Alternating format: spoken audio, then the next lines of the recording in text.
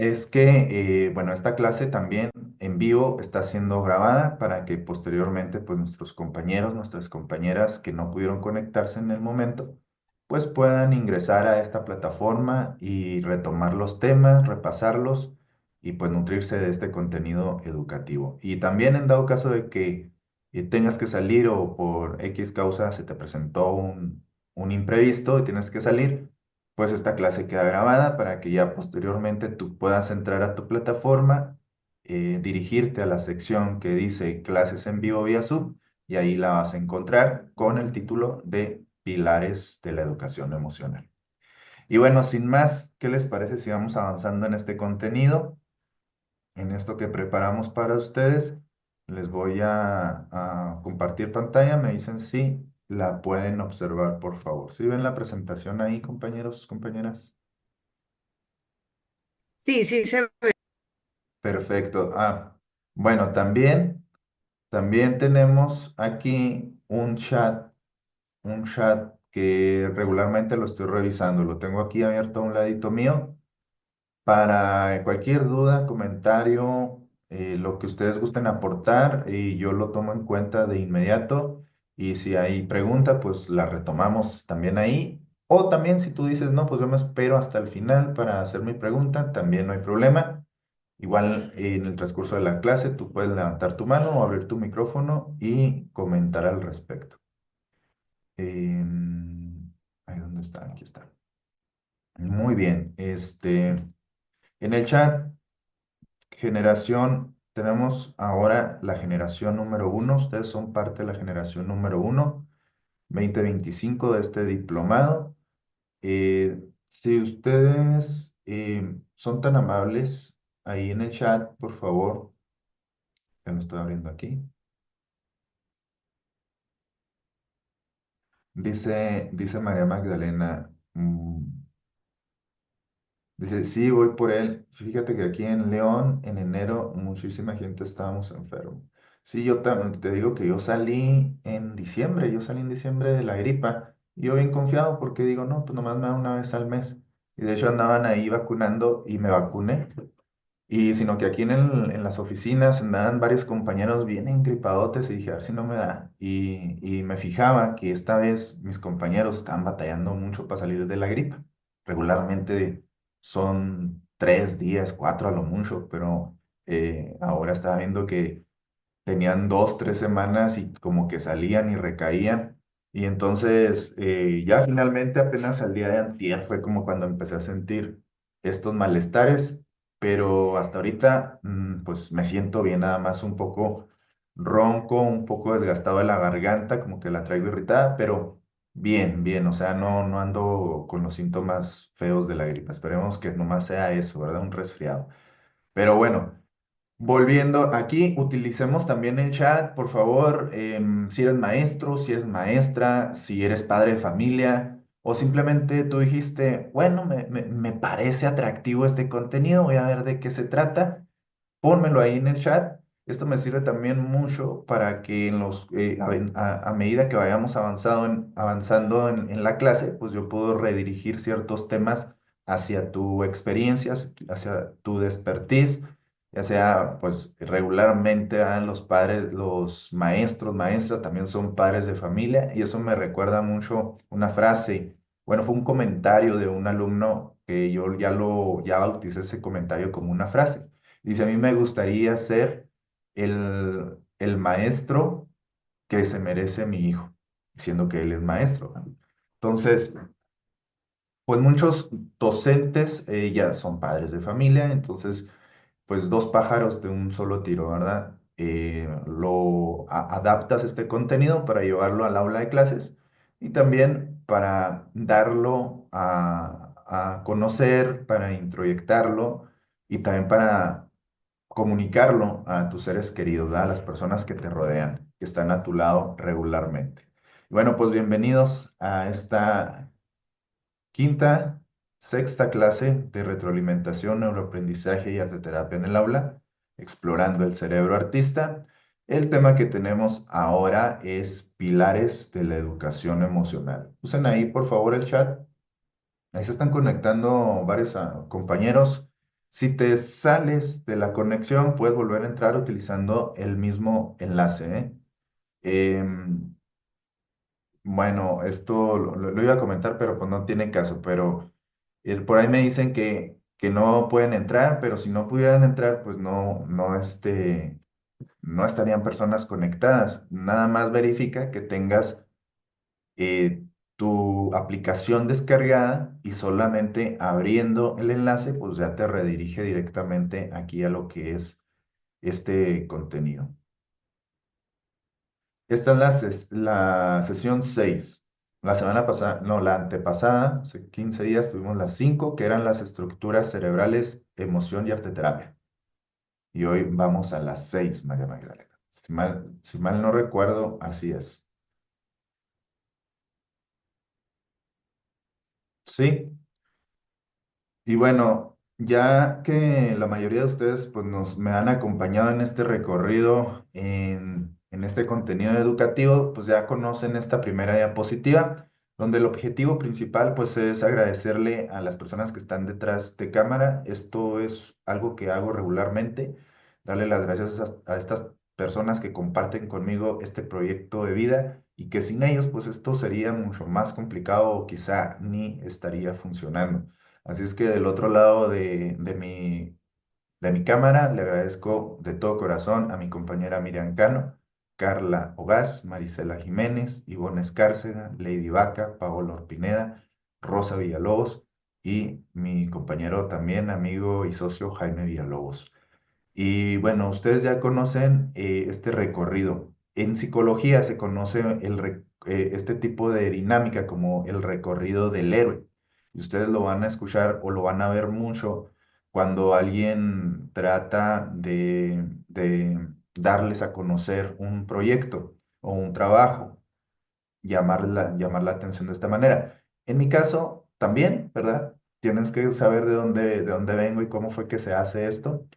Pero sobre todo, quiero que sepas cómo se fue documentando y engrosando todo este contenido. Desde el momento en que yo me doy cuenta que puedo hacer algo que me gusta, y para hacer eso tuvo que pasar una introspección profunda. En aquel entonces yo no sabía que era una introspección, sin embargo tuve una charla interna conmigo mismo y fue cuando yo estaba trabajando con mi papá en un negocio familiar. Enseguida busqué dentro de esa introspección me di cuenta que a mí me gustaba mucho una materia llamada psicología cuando obtuve mi primer fracaso escolar, entre comillas, porque los fracasos sirven para darte cuenta hacia dónde dirigir tus pasos. Y entonces me di cuenta que lo mío era la metodología, la investigación, la psicología, y bueno, pues por allá en el 2015 terminé mis actividades escolares dentro de la carrera de psicología y enseguida pues empecé a juntarme y a buscar más retroalimentación. Dicen que cuando terminas de estudiar es cuando más debes de estudiar y en efecto yo estoy de acuerdo con esto. Cuando terminas tus estudios es cuando más tienes que buscar de manera autodidáctica y bueno, también buscar a esas personas que tienen más o menos esa misma visión que tú y sacar el máximo provecho. Entonces hicimos pues talleres, conferencias, fuimos a escuelas y abrimos un pequeño local. Bueno, en realidad era un local muy grande, pero estaba casi semi abandonado y era una experiencia muy bonita. Teníamos un gran escenario. Estas son las miles de personas que me acompañaron ese día a mi primer evento presencial. Les agradezco de todo corazón. Hasta la fecha los conozco y les tengo un gran cariño. Y bueno, pues no puede faltar que yo te venga a hablar de cómo educar emociones y demás, ¿verdad? Si no hay atrás huellas que hemos dejado y gracias a Dios hemos tenido la oportunidad de ir a diferentes escuelas de aquí de la región a llevar estos contenidos, a que las madres también nos hagan esas preguntas y que nos retroalimenten y que poco a poco pues este contenido va fluyendo y creciendo. Posteriormente, pues ya el año antepasado, el 2023, qué rápido pasa el tiempo, ¿verdad? Tuvimos la oportunidad de ir a más escuelas fuera de nuestra ciudad, fuera de nuestro estado. Y bueno, es parte de nuestra historia y es parte de lo que hemos logrado documentar en el recorrido de este diplomado de neuroaprendizaje y arteterapia en el aula. Buenos días, buenos días. Por acá nos saluda Jessica. No, dice, todas las sesiones son introductorias. No, como lo acabo de mencionar, nada más la primera diapositiva, trato de resaltar esto. Uno, principalmente, porque hay bueno, son varias cuestiones. Muchos de nuestros compañeros puede ser que se conecten en este momento y sea su primera clase. Entonces, la segunda es de que siempre agradezco a las personas que están detrás de cámara, que me han acompañado en este viaje del conocimiento, en este proyecto de vida. Y tres, para que tú sepas de dónde viene todo este contenido, ¿verdad? Para que no digas, o para que tengas una mayor retroalimentación de dónde viene y no vayamos a pensar de que este contenido se hizo de la noche a la mañana, que se leyeron dos, tres libros, que sí se leyeron muchos libros, ¿verdad? Pero que no es nada más tener conocimiento y vaciarlo en diapositivas, fue algo que se ha acrecentado en el recorrido del tiempo y si te das cuenta, pues en esta vez solo toqué puntos muy rápidos y ya estamos iniciando, ¿verdad? Aquí siempre agradezco también a la Universidad Superior del Bajío, quien fue la que confió en nosotros, que nos dio su respaldo y su validez para que este diplomado tenga ese respaldo oficial y académico. Entonces, ahora sí, ¿qué les parece si empezamos con la frase para recordar de este señor que es un ícono dentro de la inteligencia emocional que hoy a la fecha, compañeros, compañeras, no está bien visto que nos dirijamos al conocimiento de las emociones como una inteligencia? Hay muchos educadores y todavía está muy presente esto de llamar las inteligencias múltiples. Dentro de las neurociencias nos tratan de explicar que las personas tenemos una sola inteligencia, una inteligencia que se puede aprovechar en diferentes áreas. Hay jóvenes, hay niños y todos experimentamos diferentes habilidades, pero todo se desarrolla bajo la misma inteligencia. Todos tenemos la misma capacidad de desarrollar diferentes habilidades. Y entonces, por eso la inteligencia emocional ya no se le debe de llamar como inteligencia emocional, sino que mejor es decirle educación emocional, porque vamos educándonos, vamos aprendiendo desde qué es una emoción. No sé si recuerden ustedes la clase pasada que vimos cómo se conformaba una emoción, el proceso que tenía, que todas las emociones son energía, menos la tristeza y que la tristeza nos lleva a un proceso de cambio. Este se llama duelo y que constantemente estamos viviendo duelos, la vida es constantemente cambios y a partir de ahí, bueno, pues vamos desarrollando más y más temas, pero lo principal es conocer qué es una emoción, cómo funciona la emoción y luego ya vamos con los pasos siguientes. Hoy, en esta fecha, en este día, les traemos el tema de pilares emocionales y la frase para recordar es de Daniel Goleman, el ícono de la educación emocional. Yo creo que es uno de los pioneros. Si ustedes buscan dentro de YouTube inteligencia emocional, seguramente va a salir Daniel Goleman con sus conferencias muy atractivas, muy interesantes, pero que hoy en día pues hay muchos contenidos por ahí, muchos conceptos que él menciona que ya están descartados. Pero bueno, esa es harina de otro costalito, después lo tocaremos. Entonces aquí él nos deja estas líneas, este parrafito, dice, ser consciente de uno mismo es descubrir el mapa de nuestras emociones, un paso esencial para la evolución personal.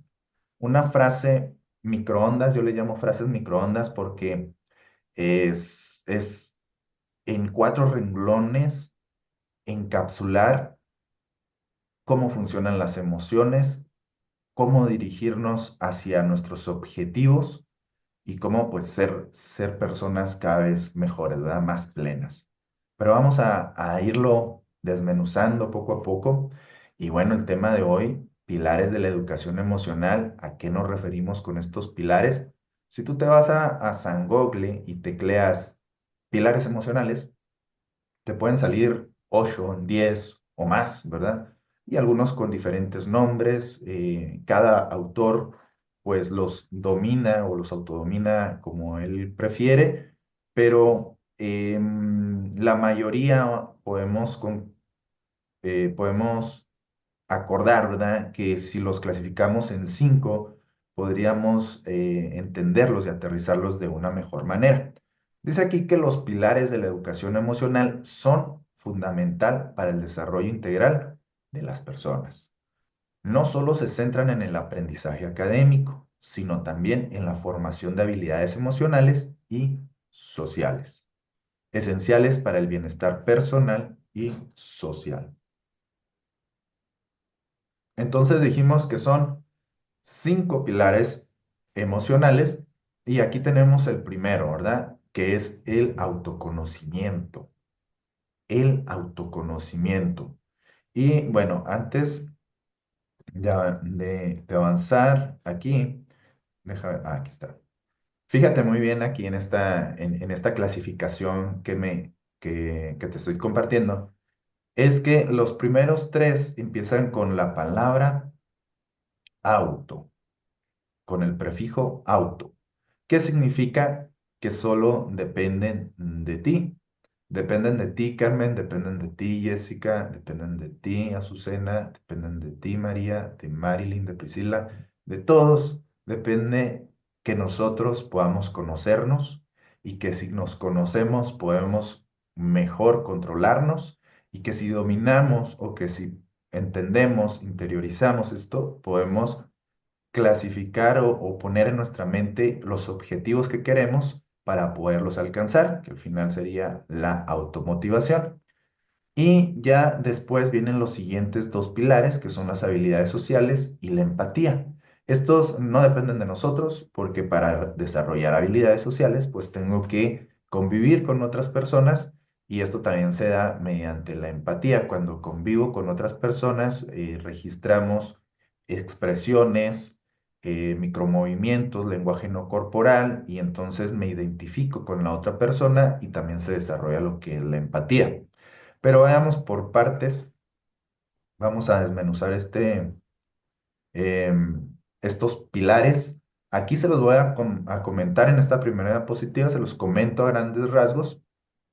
Ya a continuación, pues nos vamos a ir clavando poco a poco en estos temas.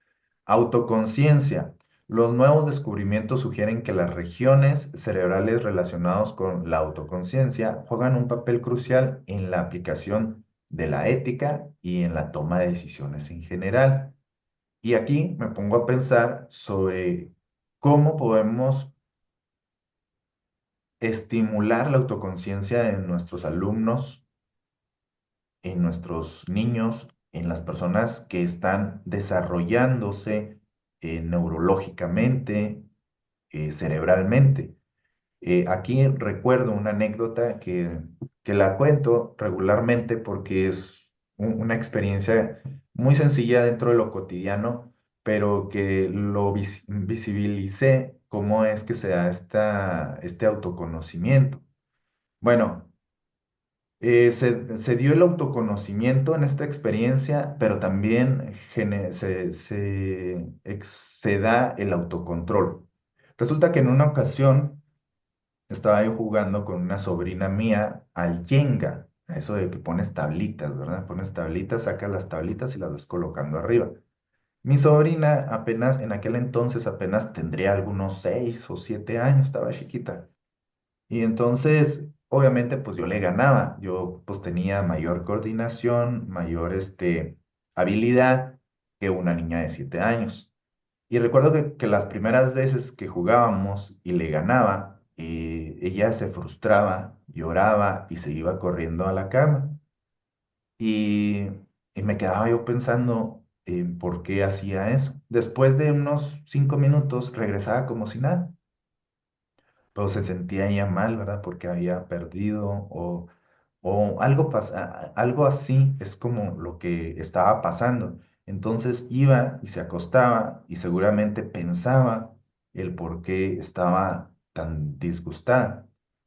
El punto es que cuando pasan cierto tiempo, un año, 2 años, ya que mi sobrinita tiene mayor habilidad, jugamos e incluso ahora ya me ganaba algunas partidas. Pero cuando perdía, ahora no lloraba, ahora reía, ahora tenía un mayor sentido del humor respecto a perder.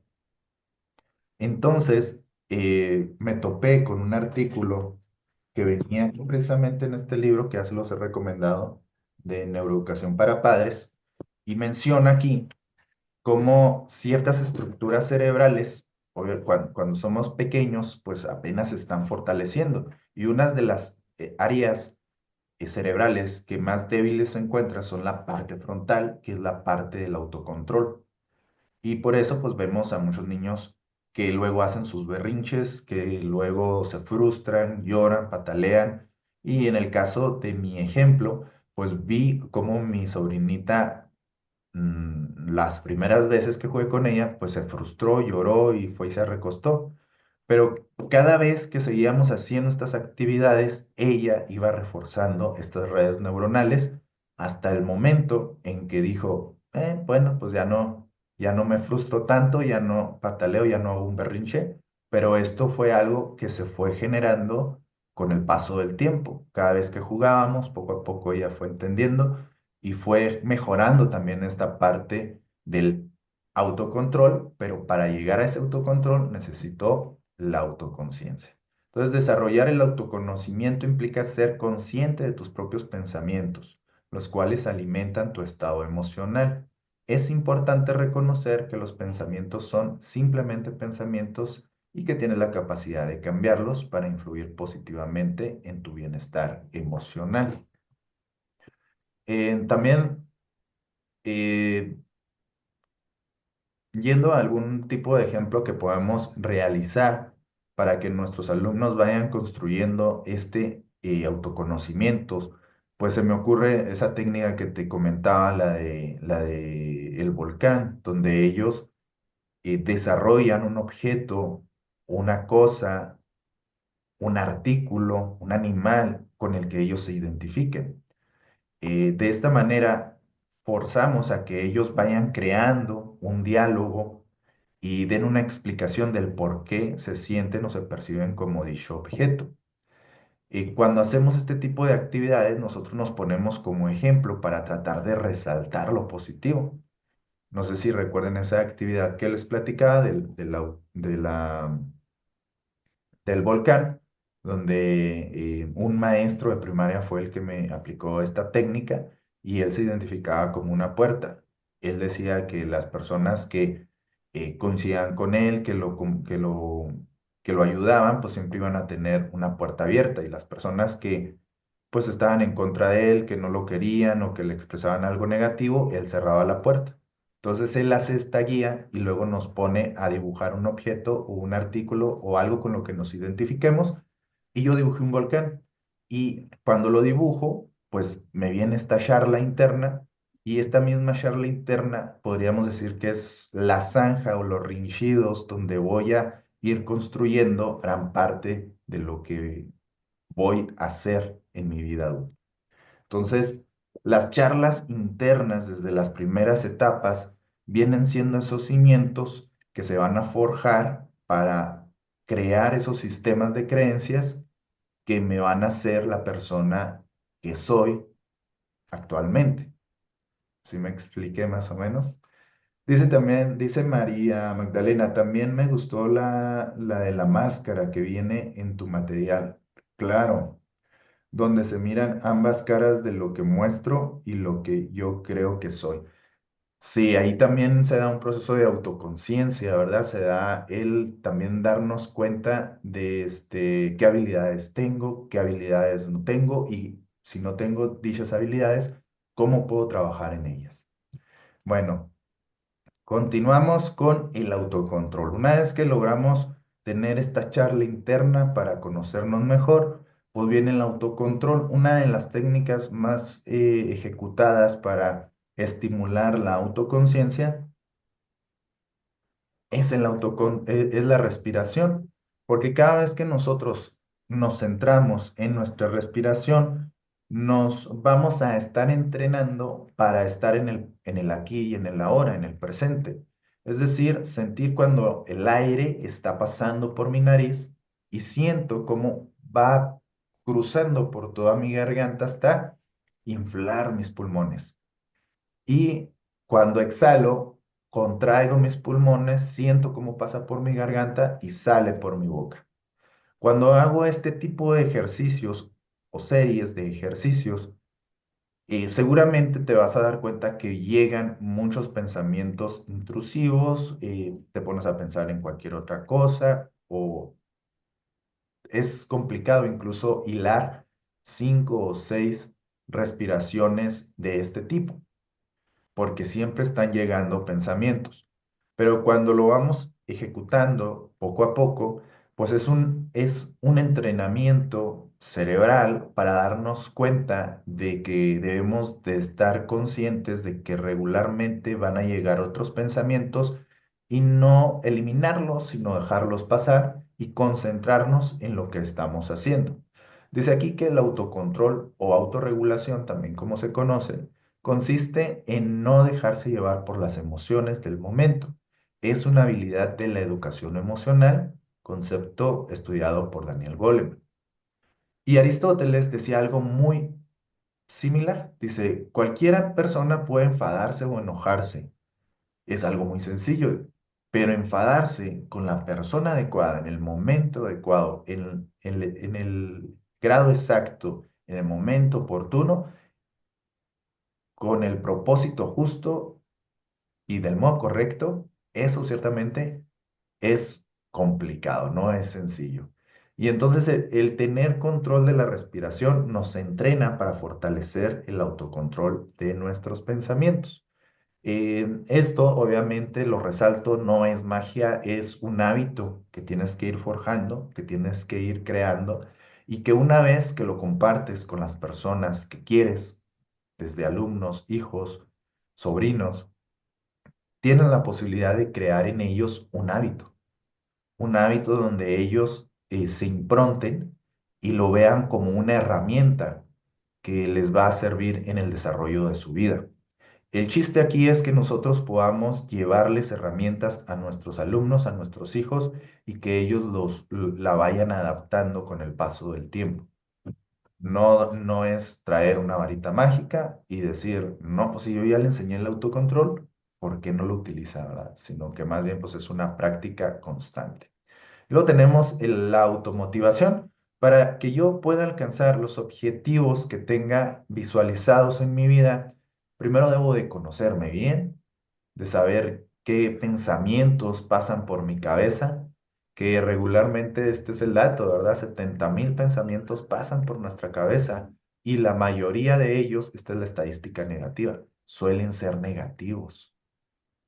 Y fíjate muy bien, desde el momento en que tú te levantas de tu cama, qué charla interna tienes contigo mismo.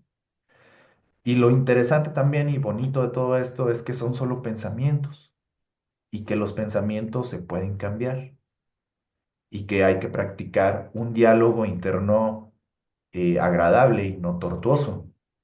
Y no se trata de que te estés repitiendo como un periquito, me quiero mucho, y que te veas al espejo y digas qué guapo estoy, qué guapo estoy.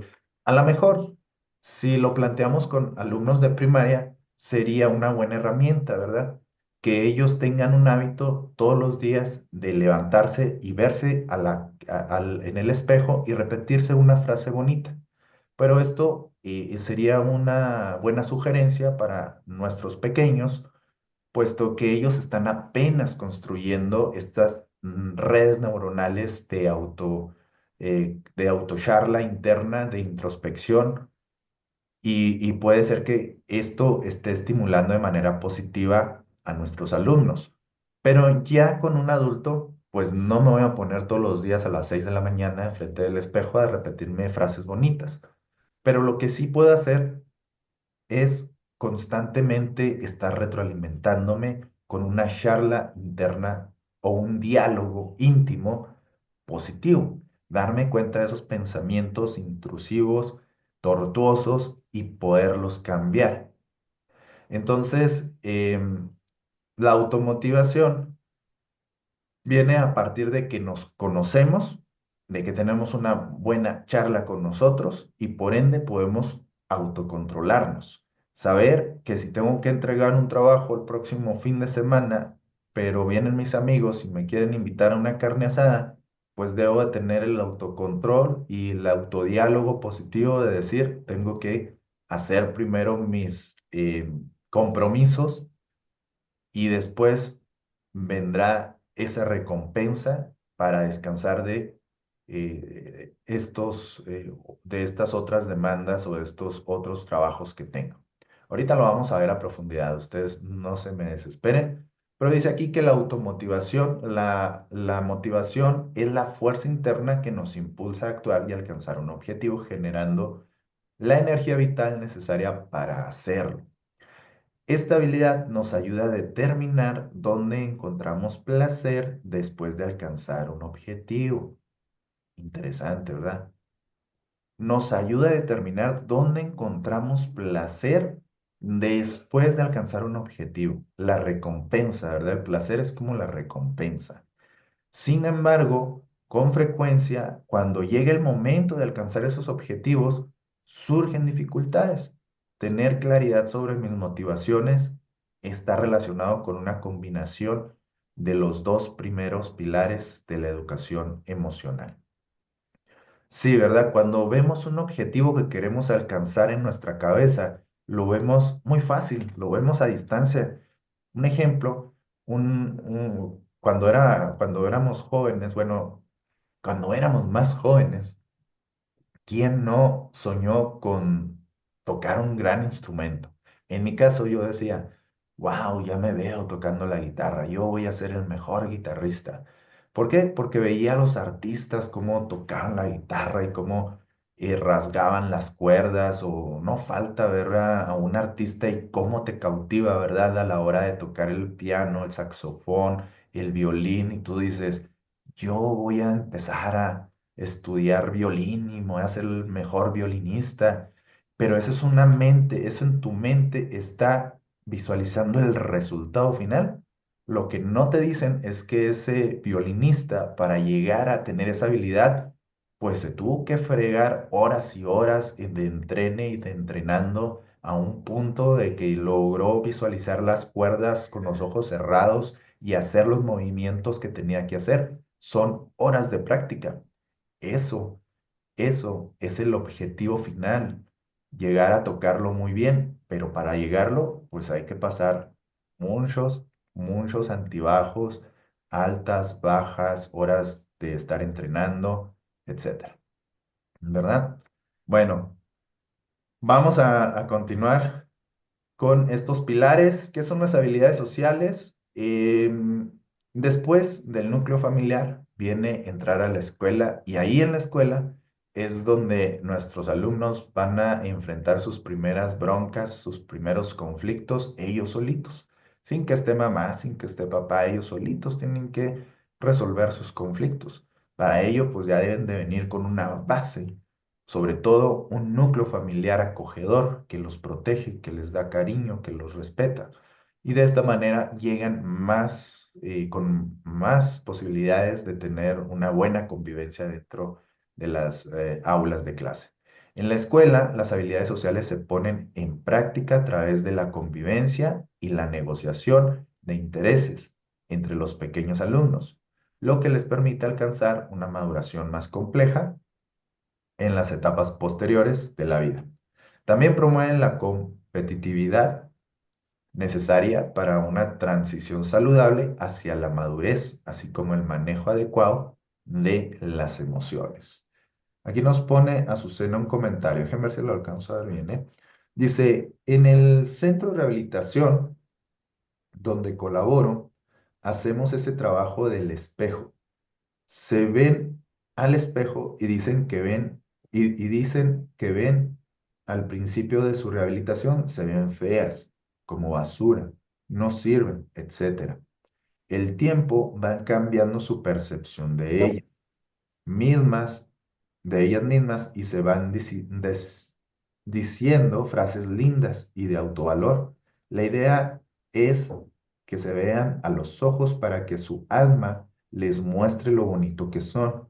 Sí sirve.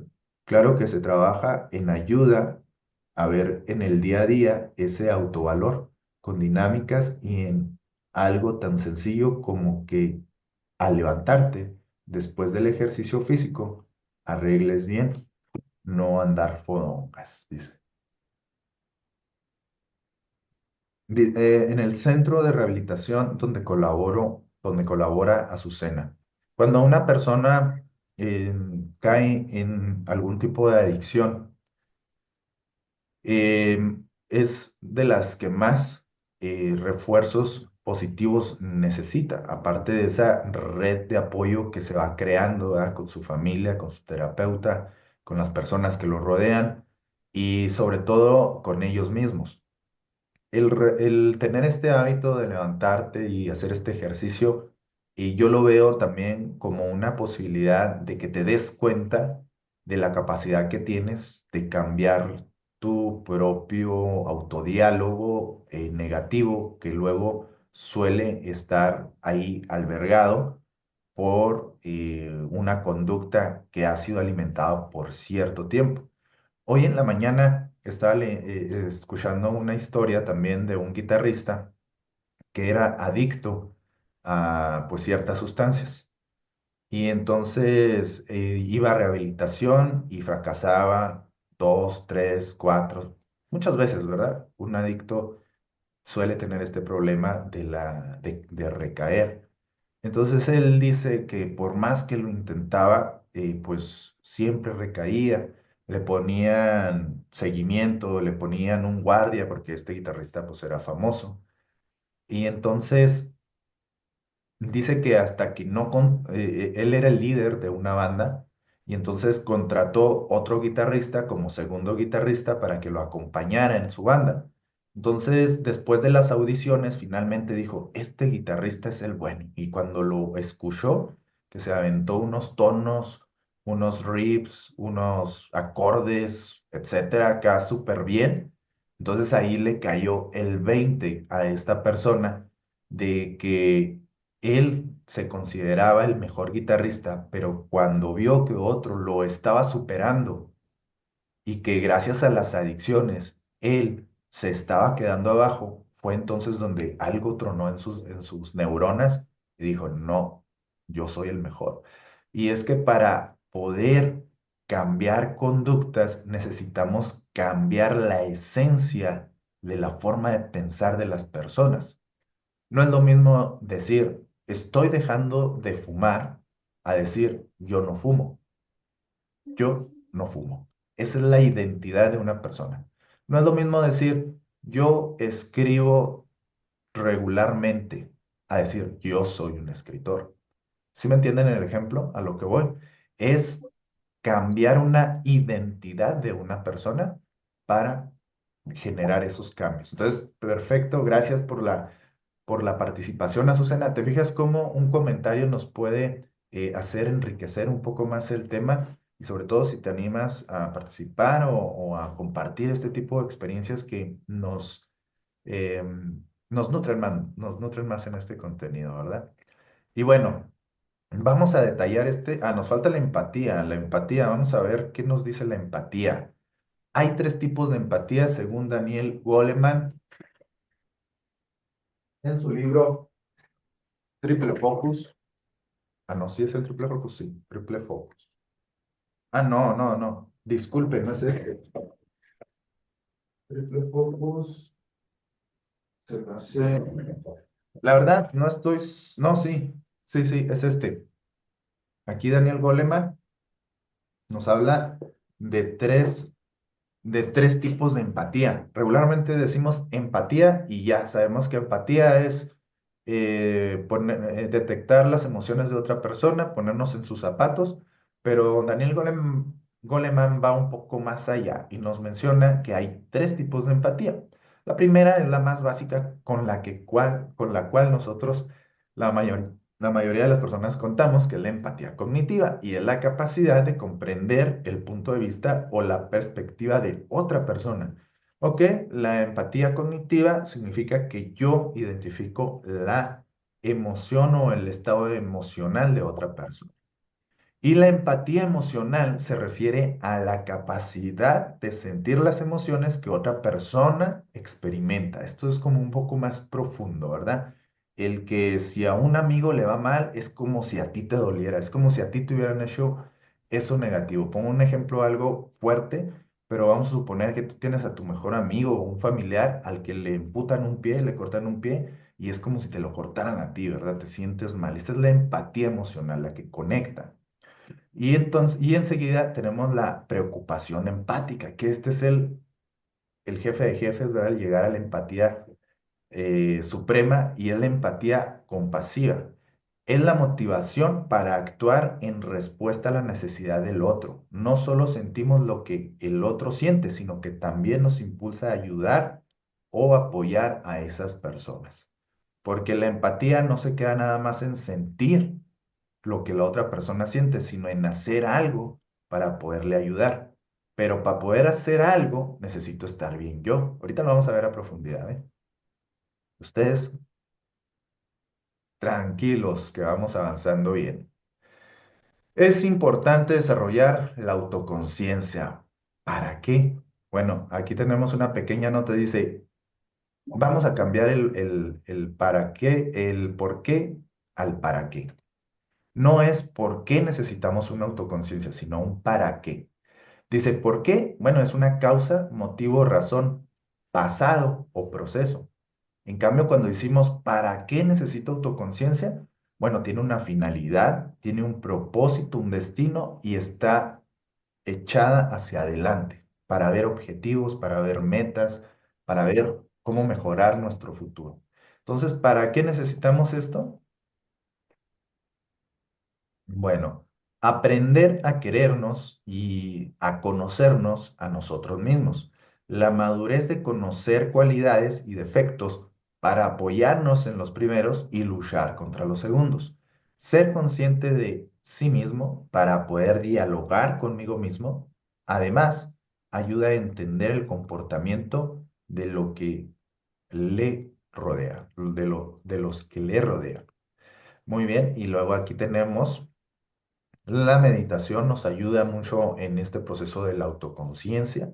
Te vas a dar cuenta que cuando nosotros estamos en silencio, cuando no estamos siendo bombardeados, porque ahora es muy común, ¿verdad? Que te levantas desde la mañana, agarras tu celular, antes se prendía el radio, ¿verdad? Para escuchar noticias, pero ahora prendes tu celular y te pones a escuchar música o te pones a un audiolibro, un podcast, etcétera. Y cuando pasa esto, pues simplemente están llegando estímulos hacia tu cerebro que están siendo, en el mejor de los casos, digerido, pero faltan esos espacios de silencio donde está nutriéndose lo que veníamos o lo que veníamos comentando, que es una charla interna. Y esto nos ayuda a tomar conciencia de nosotros mismos, vivir en el presente, usar la conciencia con mayor frecuencia en nuestras vidas. Conocer lo que estás sintiendo en tu cuerpo para expresar tus emociones de manera asertiva. Y esto, en teoría, se escucha muy fácil, ¿verdad? Pero la autoconciencia también se origina por un condicionamiento. Según como yo tenga condicionado mi ambiente, se va a generar una conducta. Esto lo manejan mucho nuestros colegas cognitivos conductuales, que significa que con base a lo que conozco va a ser mi entorno y con base a lo que tengo en mi entorno se retroalimenta mi conocimiento. Entonces, el tener claro un objetivo, vamos a suponer, yo quiero leer más, yo quiero tener este hábito de la lectura. ¿Qué voy a hacer en mi ambiente?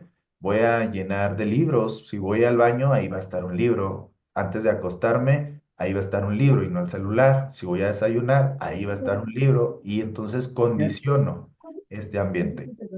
Si quiero reforzar mi autoconciencia, necesito que tener claros qué momentos voy a estar en silencio conmigo mismo. ¿Sí? Dice Priscila, aquí estoy presente, ya mero termino este diplomado y estoy emocionada. Solo me falta ver un par de estas clases en vivo que no entré, pero ya me aplicó hoy. Perfecto, Priscila, muy bien. Felicidades, vas muy bien en tu proceso, ¿verdad?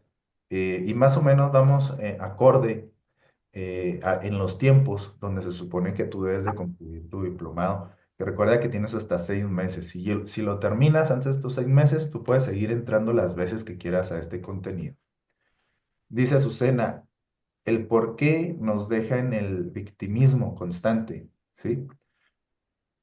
¿Por qué a mí? Sí, ¿verdad? La pregunta del por qué me pasa. Y esto también se junta a a los procesos de duelo, que eso también lo vamos a ver más adelante. ¿Qué significa la palabra duelo? Yo esto se lo pregunté a un niño de primaria o se los pregunto así cuando hago intervenciones y los niños te dan la respuesta más sabia. Dicen, un duelo es cuando dos personas se pelean. Y es cierto, si lo aplicamos de la siguiente manera, cuando pasamos por un duelo es una pelea interna con nosotros mismos. Y hay que conocer ese proceso para poder salir adelante. El para qué nos hace responsables. Ejemplo, me pasó esto. ¿Para qué? ¿Qué te enseñó, verdad? ¿Qué enseñanza obtengo de ello? Había una persona también que había invertido cierta cantidad en un negocio y un día fue a su negocio y le habían robado un chorro de cosas.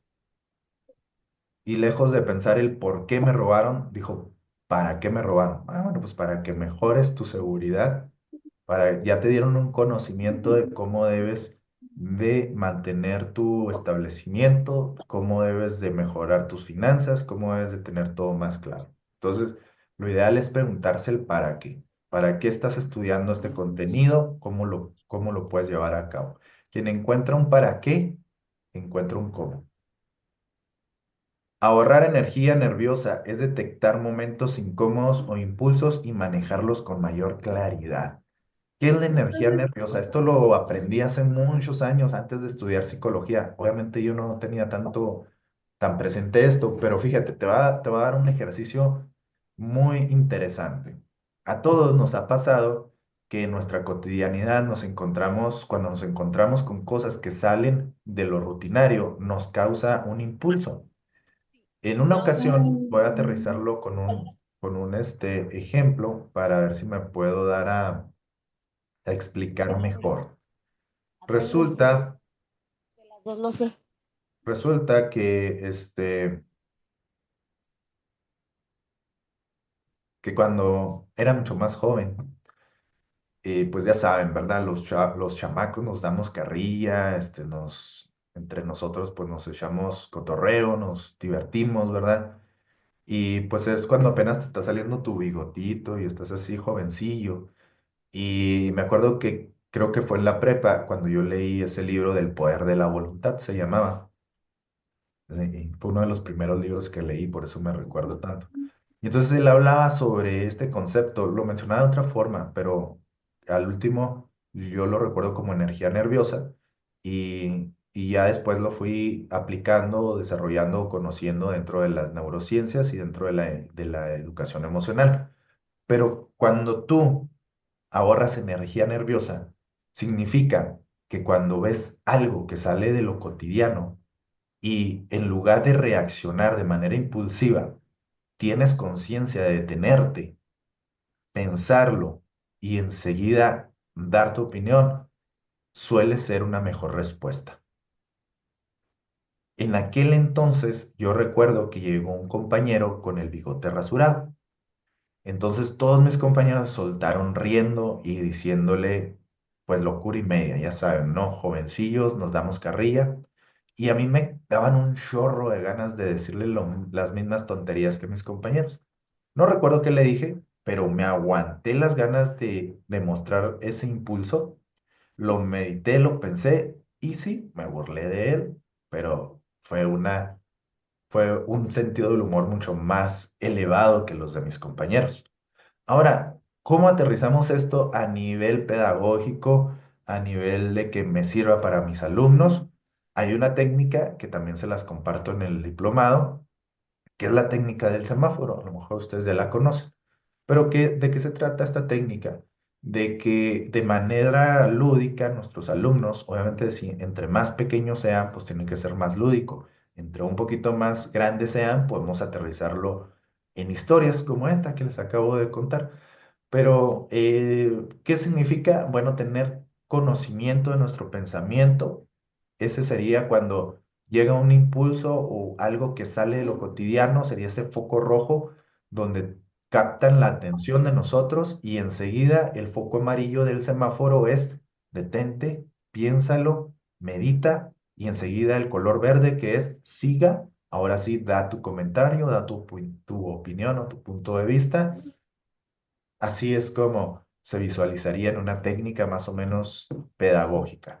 Que la técnica del semáforo también se las comparto en el diplomado. Por ahí me parece que está en los últimos módulos del curso de inteligencia emocional. Bueno, ¿y qué es el autocontrol? Ahora, ¿qué es el autocontrol? Vamos a decirlo un poquito más a profundidad. El autocontrol o autorregulación consiste en no dejarse llevar por las emociones del momento. Si te fijas, va muy aunado, ¿verdad?, a la acumulación de la energía nerviosa. Primero tenemos que tener este autocontrol, pero para eso tenemos que darnos cuenta del estímulo que está llegando, del pensamiento. ¿Cómo se puede generar mayor autocontrol en nuestros alumnos? Ahorita contestamos esto. Dice, afrontar con serenidad los contratiempos, tener paciencia y comprensión en las relaciones personales. Mírenme, aquí me equivoqué. Del 1-2 al 6. ¿Cómo la ven? Me equivoqué, ¿verdad? Acepto este error. Luego lo corregimos. Dice, la gestión de las emociones, el impulso concienciado para alcanzar objetivos. Entonces, tienes que estar consciente de ese impulso, darte cuenta de que lo puedes manejar para alcanzar ciertos objetivos. La adaptabilidad y la iniciativa se basan en el autocontrol. Entonces, generar autocontrol en nuestros alumnos es que primero tenemos que autoconocernos y tener la capacidad de cambiar esos pensamientos o esa impulsividad para después dar una respuesta. En nuestro cerebro hay ciertas estructuras que se relacionan en esta capacidad que tenemos.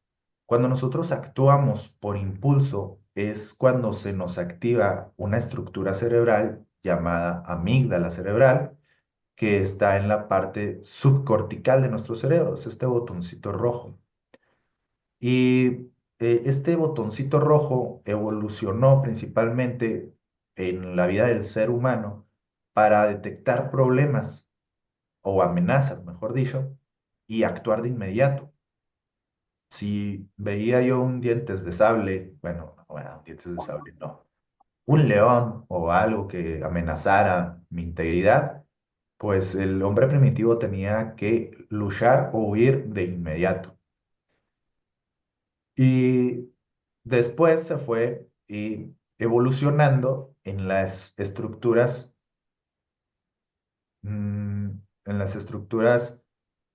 corticales, que es el neocórtex.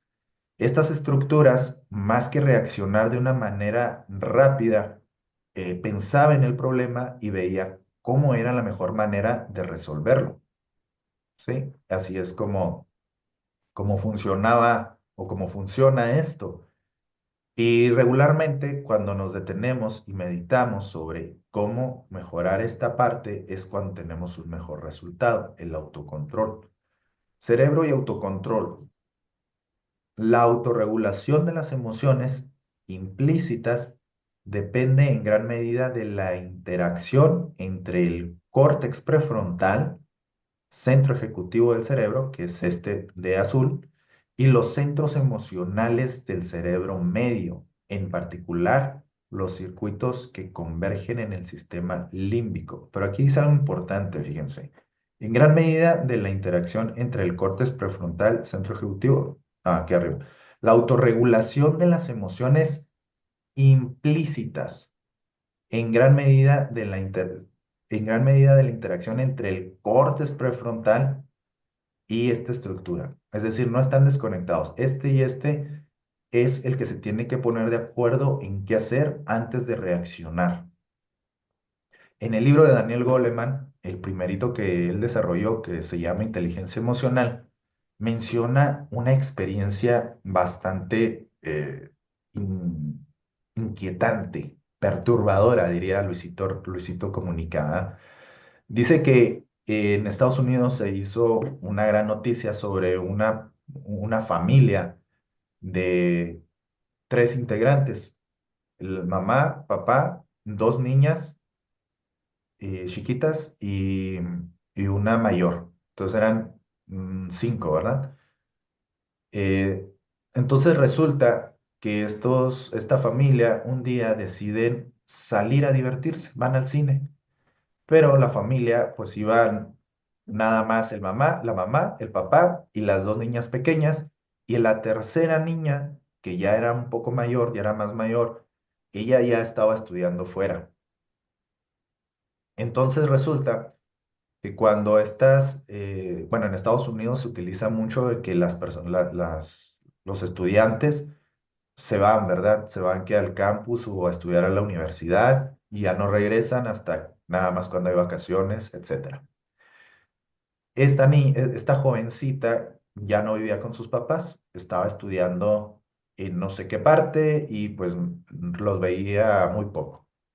El punto es de que esta familia sale de paseo al cine y de regreso se dice que el papá cuando entraron a la casa, escuchó ruidos y entonces pues ellos decían, alguien se metió a la casa.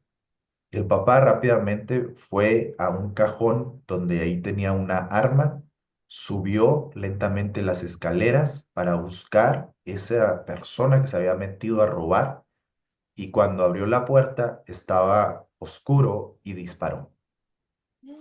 La sorpresa devastadora fue de que era la hija mayor que llegó de imprevisto porque tuvo días libres en su universidad y quería darles una sorpresa.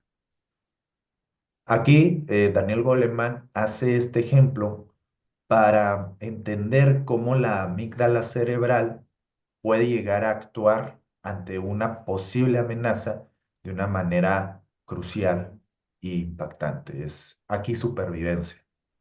Y regularmente, cuando no tenemos una buena educación emocional, ejercitamos menos la parte cortical de nuestro cerebro y todo lo vemos como una amenaza. Cuando nos hablan por teléfono, que es cada vez más común, ¿verdad? Ay, no, no, ¿quién me habla? ¿Para qué me hablan? No se usan las llamadas. Qué incómodo estar hablando por teléfono, me van a reclamar. Cuando vamos a pedir un trabajo, cuando hablamos con personas que no conocemos, cuando hacemos todas esas cosas, nos sentimos amenazados posiblemente. Y esto se debe a que regularmente no queremos sentir esa sensación incómoda y que detone cierta sensación negativa. La amígdala cerebral está sobreestimulada y puede llegar a reaccionar de manera negativa.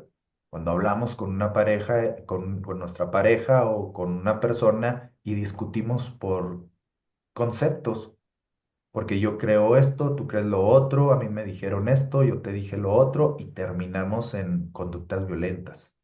Entonces, cuando nosotros tenemos bien claro cómo manejar las emociones implícitas, las que se van dando sutilmente y que las vamos controlando por medio de nuestro córtex prefrontal, es cuando mejor actuamos. Esto es el autocontrol. ¿Sí? La sana interacción entre la amígdala y el córtex prefrontal. Aquí hay una serie de ejercicios explicados a largo, explicados a grandes rasgos. Establecimiento de metas, meditación, práctica de empatía. Todo esto que yo aquí te menciono, pues no, para no enfrascarnos aquí, ya está en esta misma clase. Tú te vas a ir a la sección que dice sesiones en vivo vía Zoom, le vas a dar clic ahí, vas a buscar esta clase que viene siendo la sexta, que dice pilares emocionales, y esto que te planteo aquí en 4 renglones ya va a estar también ahí en un PDF para que lo descargues y visualices con toda calma estos siguientes ejercicios. Y bueno, llegamos a la automotivación, un tema también interesantísimo, ¿verdad? Porque pues constantemente nos estamos realizando como personas, nunca estamos satisfechos, siempre queremos más. ¿Por qué se da esto? ¿Y qué tan sano es? ¿Y qué tan bueno debería de ser esta práctica? Nuestras actividades profesionales están estrechamente ligadas a cómo nos sentimos con las situaciones o circunstancias personales. Eh, yo recalco mucho en este tipo de contenidos cuando los planteo que no solo se trata de que vamos a reforzar tu perfil profesional, sino que también por medio de este mismo contenido te vas a nutrir personalmente. Significa que este mismo contenido te ayuda pues a que primero te conozcas mejor, visualices bien cómo lo interiorizas y después lo puedes aplicar.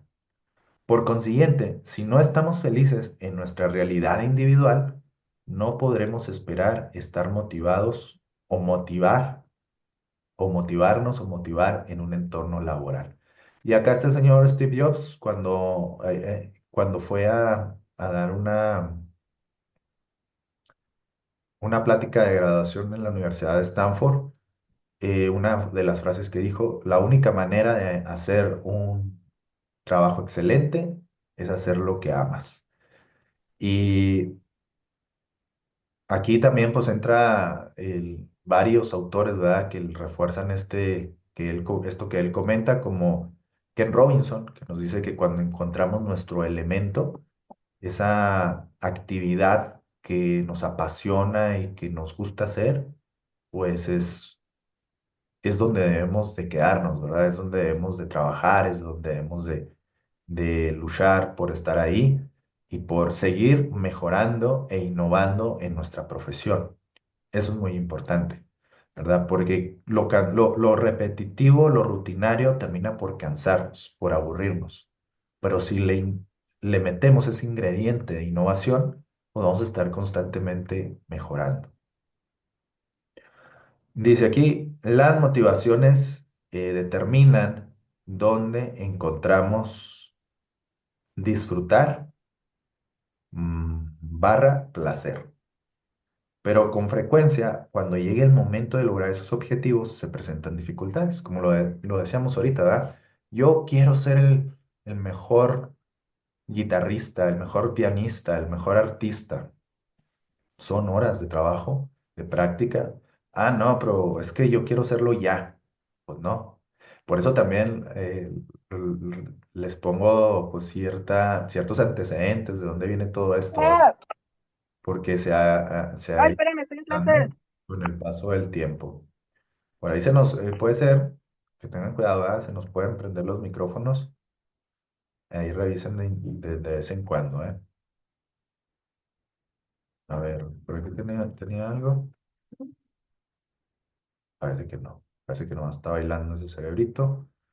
Y bueno, aquí viene lo interesante. Para la automotivación necesitamos distinguir estos dos conceptos. Para que no se me acaben de apagar, compañeros, compañeras, ¿alguien me podría decir cuál es la diferencia entre placer y disfrutar?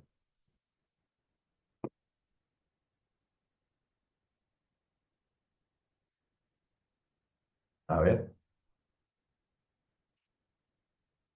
si pudiéramos decir una cualidad que los diferencia placer y disfrutar, ¿o qué entiendes por placer y disfrutar? Fíjate que me costó trabajo como identificar la diferencia, Ujú. pero como que vi por lo que revisé en el material, que el placer como que es más efímero, más superficial, mientras que el disfrutar ya te mete como a la introspección, o sea, te metes tú y te sueltas y fluyes en la actividad. Me costó trabajo, ¿eh? Muy bien. ¿Alguien más? ¿Alguien más que entendemos por placer o disfrutar? Sí, te costó trabajo, María, pero mira, ahorita lo vamos a aterrizar de una manera muy práctica, muy sencilla. ¿Alguien más? Por acá está Priscila. Dice Priscila, placer cuando tienes un momento de gusto y disfrutar es algo que amas, que sientes pasión por ello y aunque te canses, lo disfrutas mucho cuando te canses, aunque te canses. Y bueno, vamos a ver, vamos a entrar aquí en este punto sobre el placer. Y es que para que nosotros podamos motivarnos, necesitamos conocer estos dos puntos porque solemos confundir placer con disfrutar. El placer es un componente importante de la calidad de vida, pero por sí mismo no trae felicidad, nos mantiene en un estado pasivo. Este concepto lo tomé del psicólogo Lucas Malaisi, donde la diferencia principal es que el placer son actividades pasivas y regularmente vienen después de disfrutar algo que nos apasiona. Ninguna de estas experiencias, el del disfrutar, dice, ninguna de estas experiencias puede haber resultado particularmente placentera, curiosamente, fíjate, mientras la estábamos realizando, pero después lo pensamos y deseamos volver a hacerlo. Nos mantiene en un estado activo. A mí me gusta mucho el fútbol. Recuerdo que los sábados, cuando me reunía con mis compañeros, con mis amigos, yo les decía, ya me voy, ya son las 11, ya es muy tarde y mañana tengo partido. Y luego me decían, pues, ¿qué estás tonto? ¿Cómo te vas a ir a cansar, a correr tras de un balón con tanto sol? Y, ay, no, yo no sé. Pues así, ¿verdad? Ellos me decían que por qué lo practicaba, que era algo muy desgastante, muy cansado. Pero cuando yo vivía esa sensación de correr, de barrerme, de traer las rodillas raspadas, al otro día amanecer todo dolorido porque corriste, porque brincaste, era una sensación increíble, ¿verdad? Que decía, ya quiero que vuelva a ser domingo para volver a ir a jugar. En ese momento, el estar corriendo bajo el sol, el estar recibiendo golpes a lo mejor, pues no es placentero, no es para nada placentero. Pero una vez que terminas el partido, que te pones en la sombrita, que platicas con tus amigos de cómo estuvo el partido y sientes, ¿verdad?, que la pasaste muy bien. Y luego si enseguida te dices, vamos a hacer una carnita asada, vamos a descansar, pues eso es el placer. Eso vendría siendo el placer después de disfrutar una actividad física. Pero ahora, ¿cómo lo aterrizamos al sentido académico? Seguramente también te ha pasado que estás desarrollando un proyecto, una exposición, algo que tienes que dar a conocer y que tienes mucho nervio, que tienes que prepararte. O típico, ¿verdad? También de nuestros estudiantes que están estudiando, que están esforzándose por tener una buena calificación. Y entonces, antes de llegar al placer, antes de llegar, es que aquí se me ocurre también algo muy interesante que tiene que ver el autocontrol, porque para que nosotros podamos tener placer, tenemos que tener autocontrol y en ese autocontrol tenemos que desgastarnos disfrutando una actividad, el leer un libro, el hacer ejercicios, el practicar alguna actividad intelectual que me demanda esfuerzo, pues no es placentero. O sea, la neta, si quien quiere estar aprendiéndose conceptos y todo eso, es complicado, ¿verdad? Viéndolo desde el sentido académico por el que pueden pasar nuestros alumnos. Y más cuando desde tempranas edades hasta los 25 años es cuando se da la maduración frontal de nuestro cerebro, la que se encarga de ejercer la charla interna, la organización, el autocontrol y todos estos procesos que te tienen que eh, dar ese freno para hacer esas actividades. Entonces, aquí pensemos en que cuando nosotros hacemos un esfuerzo intelectual, cognitivo, para alcanzar un objetivo que puede ser una calificación o una buena exposición, etcétera, pues tenemos que basarnos principalmente en realizar esa actividad para después darnos un placer. ¿Ok? Si yo me leo este libro, si yo me aprendo esto, si yo ejecuto bien esta actividad, me recompenso el fin de semana viendo toda la serie que no pude ver en esta semana porque se lo tuve que dedicar a estudiar. Es una manera de recompensa que segrega la dopamina necesaria después de llevar a cabo la actividad que me demanda de mis actividades, de mis habilidades físicas, intelectuales o incluso emocional. Entonces el placer es efímero, también como lo comentaba aquí Priscila. El placer no es la felicidad, es la recompensa después de realizar una actividad que disfruto. Ese es el placer. La felicidad vendría también más enfocada en actividades que yo disfruto, como el pasar tiempo con mi familia, con mi hijo, con mi hija, el ver momentos agradables donde estoy con mis amigos. Eso sería lo más cercano, ¿verdad? A estos momentos de felicidad. No un placer, ¿verdad? Como bueno, después de jugar fútbol, vamos a hacer una carnita y a pasarla rico. Eso sería un placer efímero. ¿Preguntas hasta aquí? Aquí es un ejemplo, miren, de qué actividades podríamos relacionar con placer. Y en cambio, las actividades que me demandan esfuerzo, el cognitivo, físico, intelectual o incluso emocional. Este proceso de impulsar lo que disfrutamos para después darnos recompensas es donde encontramos o fortalecemos nuestras habilidades o virtuosismos.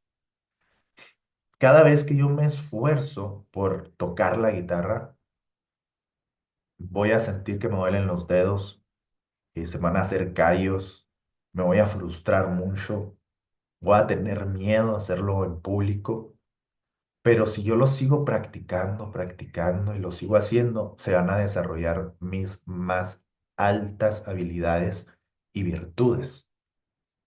Mientras que si confundiera eso por solo placer, que nada más estar sentado en el sillón mientras veo series, pues ahí no hay ninguna demanda intelectual, no hay ningún esfuerzo.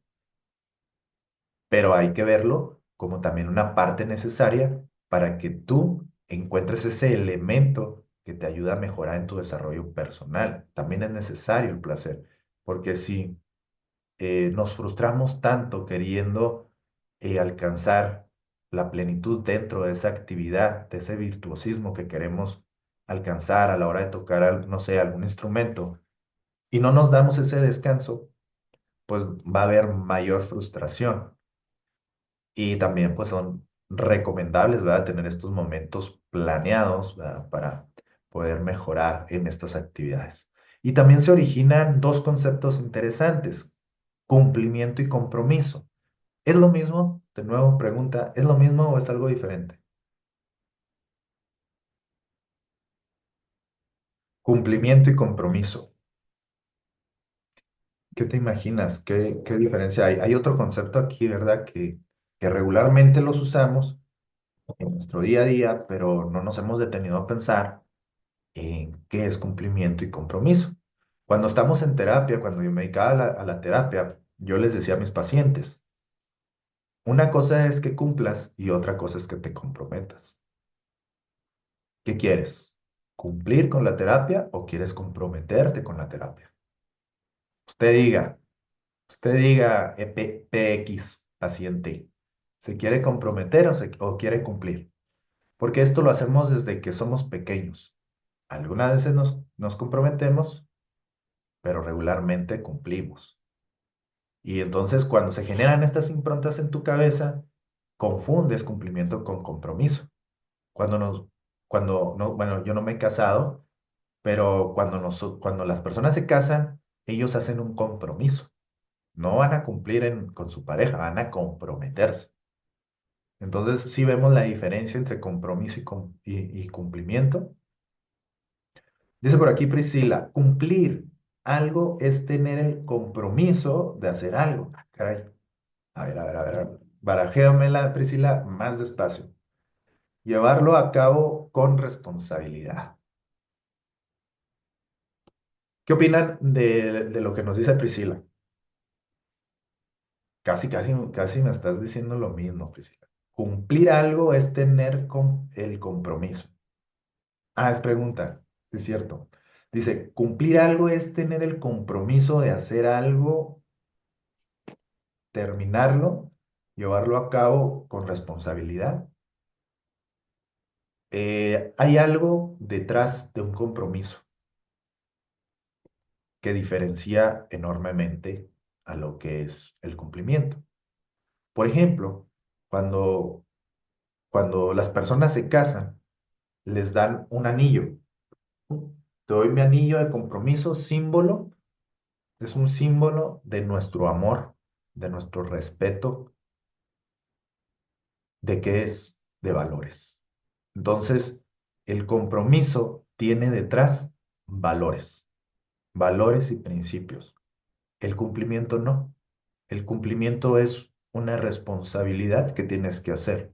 Cuando yo le digo a mi hijo, hijo, tienes que sacar la basura todos los miércoles, esa es tu responsabilidad. Él tiene que cumplir con ello. Pero si aparte le digo, mijo, aquí en esta casa todos desarrollamos actividades para fortalecer nuestra familia, porque entre todos nos apoyamos, nos protegemos y entre todos nos ayudamos. Ahí hay valores. Se le están integrando valores. El niño dice, ok, voy a sacar la basura porque necesito ayudarle a mi mamá y a mi papá, porque entre todos nos ayudamos. Ahí hay valor, ahí hay compromiso. O cuando estamos en el trabajo, ¿verdad? Que yo hago como que trabajo porque aquí hacen como que me pagan. Entonces, quiere decir que no estás comprometido con tu trabajo, que solo entraste a ese trabajo por el dinero, porque lo necesitabas.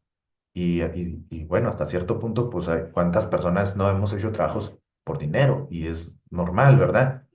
Pero cuando tú encuentras la actividad que te apasiona, no lo vas a hacer por dinero, lo vas a hacer porque te gusta. Ahí está el compromiso.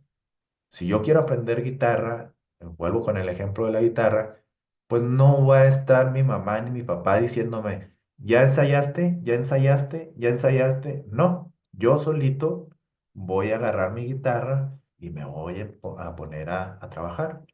De la misma manera se aplica en todo, obviamente, ¿verdad? Cuando vamos a desarrollar nuestra clase, nuestra planeación, y en realidad me gustaría tener estos resultados, me apasiona la docencia, la felicidad está estrechamente relacionada con mis actividades profesionales, y si estoy innovando, y si estoy aprendiendo nuevas cosas, si soy terapeuta y estoy comprometido con mi trabajo o nada más estoy escuchando a mi paciente y después veo a ver qué le busco para que lo aplique, pues entonces ahí estamos generando nada más un cumplimiento.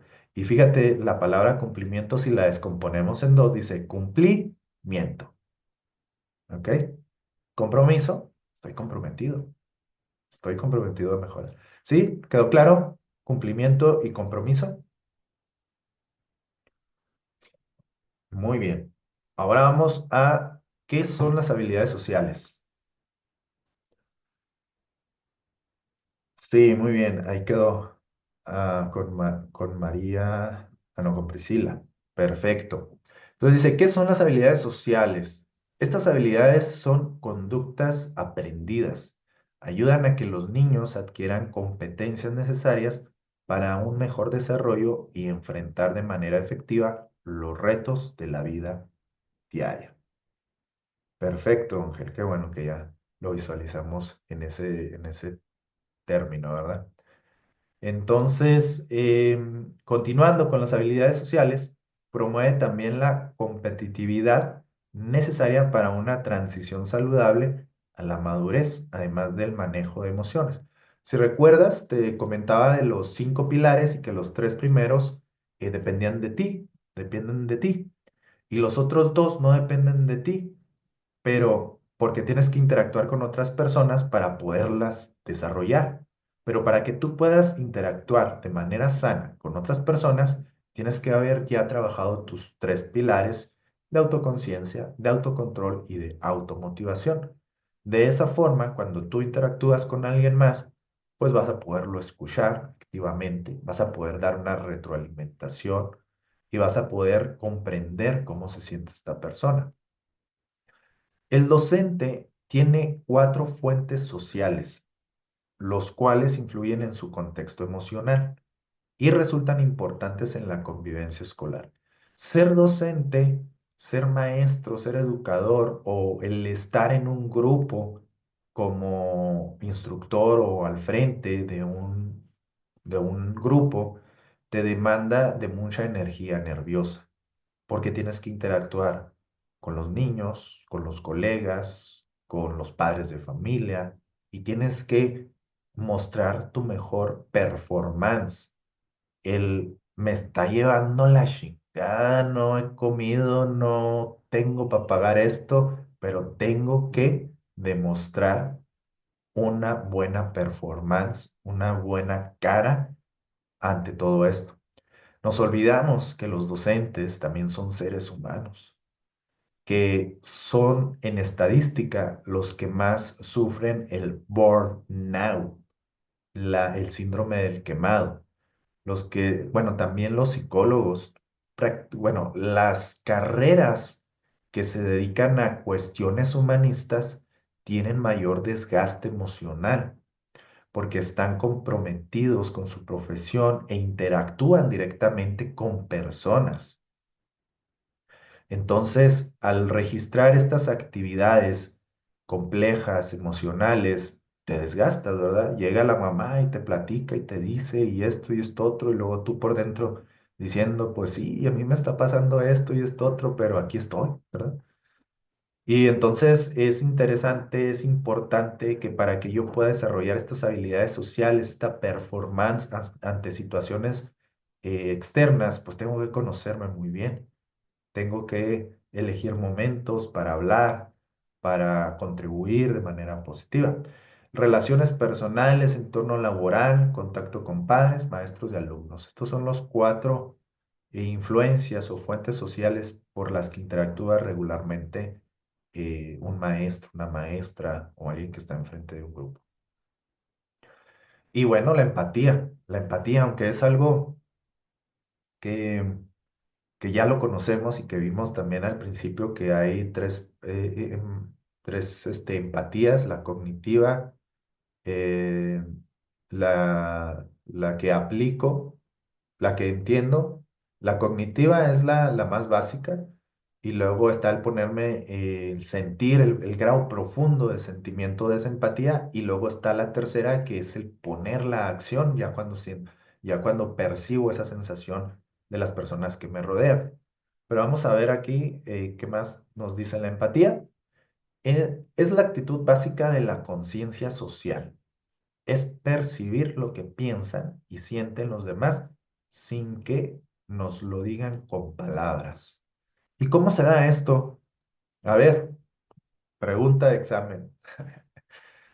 ¿Cómo es que nosotros nos damos cuenta de lo que la otra persona está sintiendo sin que nos lo diga con sus palabras? ¿Cómo? ¿Qué mecanismos? Dice Azucena, pregunta.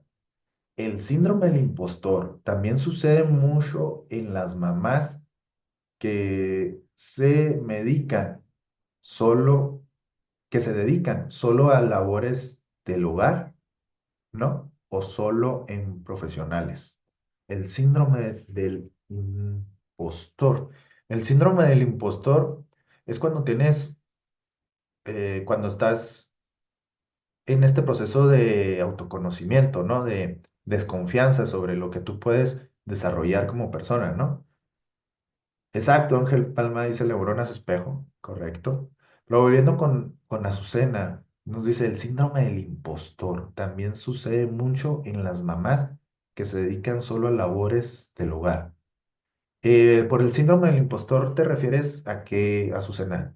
Es que no me queda muy claro, porque hasta donde tenemos aquí entendido, el síndrome del impostor pasa mucho con los recién egresados que dicen, sí tendré las habilidades para dar clases, o sí tendré las habilidades para dar terapia, o sí tendré las habilidades para dar esta charla, esta plática. Y aunque tú sepas que leíste, que tienes más o menos conceptos fuertes, dices, pues si yo no he hecho nada, en realidad no creo que lo logre. Entonces, ¿cómo aterrizamos el síndrome del impostor en las mamás que se dedican solo a labores del hogar? O solo en profesionales. Ah, ok, ok. Ya más o menos entendí. Y yo creo que la mamá no es no es que tenga el síndrome del impostor. Más bien es más bien sería, es que yo tenía una charla bien interesante y yo les decía a las mamás cuando iba a esas conferencias, a ver, madres, ¿cuándo se deja de ser mamá? Nunca, decía, nunca, siempre eres mamá. No, les digo, ustedes se van a graduar como mamá en algún momento. Lo me decían, no, pues ¿cómo nos vamos a graduar? Siempre vamos a ser mamá. No, es que el papel de la mamá o del papá, de ambos, mejor dicho, es educar a tu hijo para que el día de mañana, cuando ella tenga todo su desarrollo neuronal, ya no te necesite y tome sus propias decisiones con base a los valores y principios que tú le inculcaste. Imagínate que que tu hijo dice, mamá, yo me voy a ir a estudiar a otra ciudad cuando termine la prepa. Si ese padre de familia no educó con valores, le va a sacar mucho. Va a decir, no, mijo, no, es que no la vas a armar, es que no puedes. Pero si tú hiciste una buena labor como padre de familia, educaste, pusiste límites, creaste compromiso, principios, valores, fortaleciste sus virtudes, pues entonces tú dices, venga, mijo, usted puede. Yo lo sigo apoyando acá a distancia, si necesita algo, échame.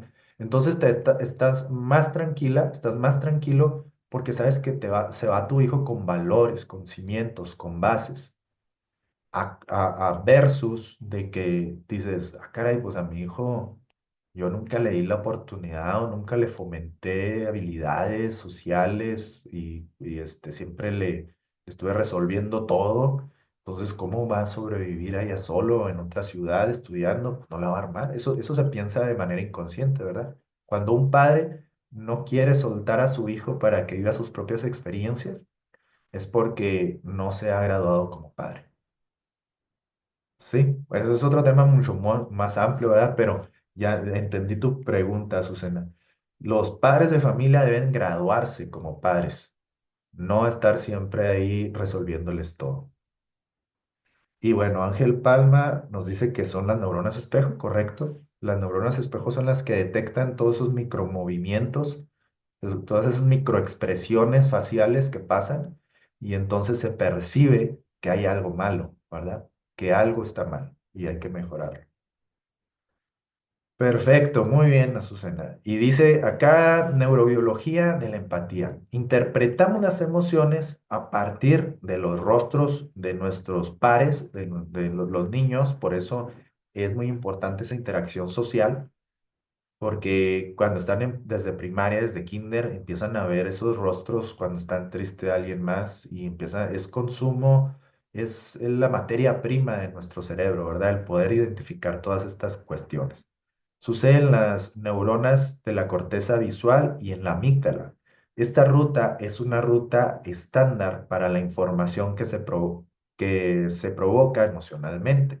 El cerebro está diseñado desde un principio para responder a expresiones emocionales específicas, es decir, que la empatía es algo que proporciona la biología.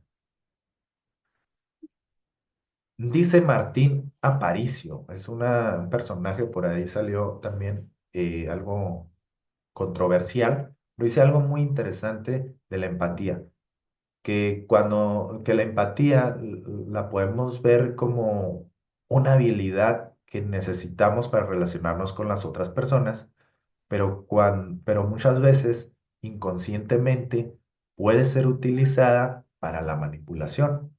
Y no se me vayan a enojar aquí, mujeres, pero las mujeres utilizan la empatía regularmente desde pequeñas para la manipulación.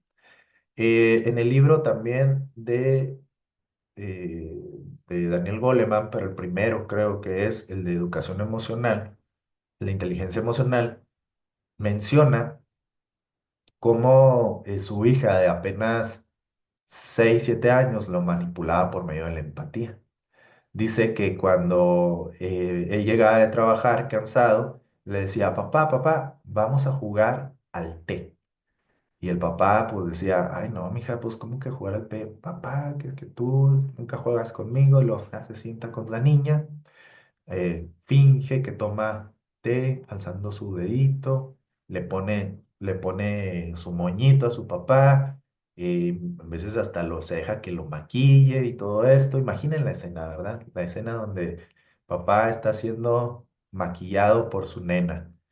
Y entonces el papá se le ocurre la pregunta, oye, mija, ¿por qué no haces esta misma actividad de juego con tu mamá?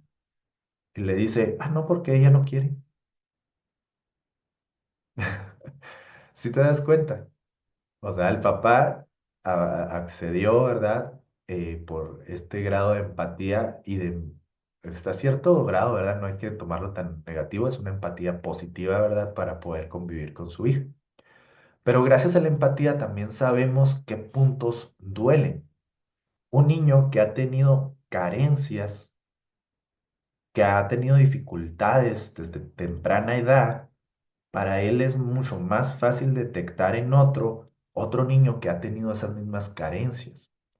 Un niño que en su vida ha tenido alguna dificultad, que tiene laptop, que tiene videojuegos, que tiene todo lo que necesita, que sus papás le dan todo, porque es lo que queremos hacer, ¿verdad? Cuando somos padres, darles todos a nuestros hijos y que lo aprovechen y que también reforzar valores y todo eso. Pero para ese niño, si no se le inculca qué es la empatía, pues para él va a ser muy difícil entender que un niño está pasando por dificultades. Entonces, dice Martín Aparicio, la empatía es la comprensión del entorno en cuanto a los terceros, es tener esa capacidad. Cuando una adversidad nos golpea, nos hace consciente del nivel de sufrimiento de esa adversidad. Gracias a que pasé por una riña, por una pelea o por un disgusto, sé a qué grado se siente esa dificultad. Entonces, esto se da desde pequeño, ¿verdad? Desde pequeño vivimos estas situaciones que hay que tener mucho cuidado porque dentro de los de 0 a 7 años es cuando se dan más estas improntas de dolor y, y estas improntas de dolor vienen formando sistemas de creencias que nos hacen ser quienes somos. Entonces lo aprendemos desde niños, el que se siente y en qué nivel se siente, cuando sabes qué tipo y nivel de sufrimiento tiene la persona. Y básicamente es esto, dice Martín Aparicio, respetar al ser mental que habita el cuerpo y por empatía sabes cuándo le haces daño a una persona con comentarios y actitudes negativas. Es la otra cara de la empatía, ¿verdad? O sea, me identifico con tu dolor y gracias a que me identifico con ese dolor, no te voy a dar más dolor. ¿Sí? Caso contrario sería este le tuvo problemas con su papá, le voy a echar carrilla por ahí. Eso es antipatía, ¿verdad? ¿Cómo reforzamos la empatía? Por medio de moralejas, de historias, de cuentos, relacionarlo a eventos cotidianos, la prosodia, cómo les cuentas las cosas, reflejas emociones con el nivel o la tonalidad del volumen con el que hablas. No es lo mismo decir, estoy bien contento y hablar bien como si estuvieras bien feliz, ¿verdad?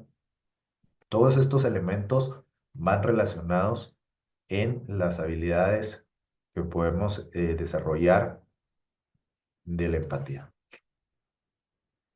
Cuando establecemos una relación empática con alguien, las neuronas espejo imitan en nuestro interior el estado de esa persona. La zona anterior de la ínsula descifra ese patrón y nos dice de qué se trata. Aquí está la ínsula, es una área subcortical y cortical. Es decir, que si abrimos el cerebro así con dos ganchitos, lo vamos a poder ver, ¿verdad? Pero regularmente está así escondidita. Dice, la ínsula actúa como un puente que conecta la percepción de la emoción, de las emociones propias, con la comprensión de las emociones de los demás. Cuando una persona experimenta una emoción o ve a alguien más experimentando una emoción, la ínsula se activa y ayudando a la persona a sentir y comprender lo que la otra persona podría estar sintiendo. Es una estructura que se encarga de hacer esta comunicación, este puente entre mis emociones y lo que percibimos en la otra persona. Y bueno, relación docente-padres de familia. Aquí tenemos relación docente, entonces son la trilogía, ¿verdad? La trilogía es el ambiente emocional depende de la buena comunicación entre padres y maestros, pues es parte importante del desarrollo de los niños. Ay, aquí ya no quiere jalar, no sé por qué. Sí, a ver, ¿qué está pasando aquí?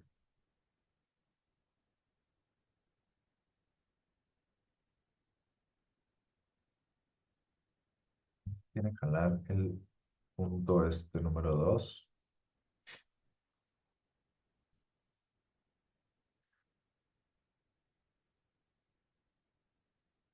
Bueno, pero los docentes siempre van a tener estas relaciones, este puente, ¿verdad? Esta trilogía.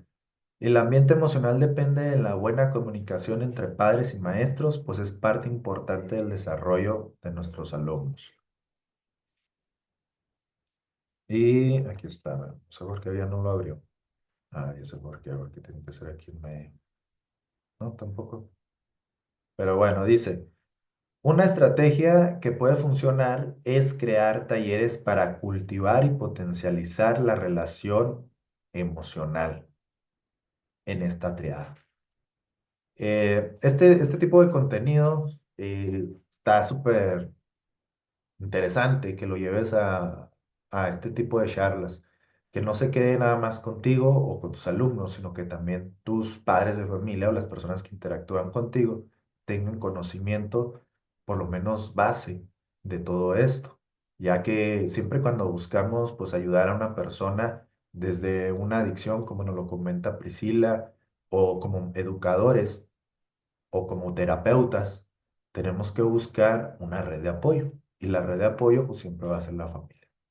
¿Cómo los podemos nutrir de conocimiento para que ellos también trabajen de nuestro lado? La educación emocional se comienza trabajando de manera personal. Sin embargo, también se consolida gracias a terceras personas. Claro, la retroalimentación se es persona siempre y cuando interactúes con otras personas. Bueno, y bueno, relación maestro-alumno, que viene, nos encamina al siguiente punto que lo vamos a ver a detalle en la siguiente clase, pero el docente forma una pieza clave e interesante en el comportamiento y en la conducta futura de nuestros alumnos, de sus alumnos. El docente es ejemplo dentro del aula y es figura vital para el correcto manejo de sus emociones con niños y docentes. Generador de improntas, buenas o malas. Es importante no clasificar o poner etiquetas a los niños y estudiantes. ¿Qué es una impronta? Vamos a ver si alguien por ahí me puede decir qué es una impronta. ¿Qué se imaginan que por impronta?